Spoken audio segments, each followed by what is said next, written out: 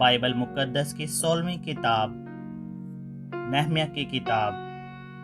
मुख्तसर तारुफ। नेहमिया की किताब को 4 हिस्सों में तकसीम किया जा सकता है। पहला, नेहमिया की यरूशलेम वापसी। उसे शाह फारस ने यहूदा पर हाकिम गवर्नर मुकर्रर करके भेजा था। दूसरा, यरूशलेम की फसीलों की तामीर नौ। तीसरा, अज़रा खुदा की शरीयत संजीदगी से पढ़कर सुनाता है और लोग अपने गुनाह का इकरार करते हैं। चौथा, बहसीयत यहूदा के हाकिम नेहमिया की मज़ीद कारगुजारियाँ।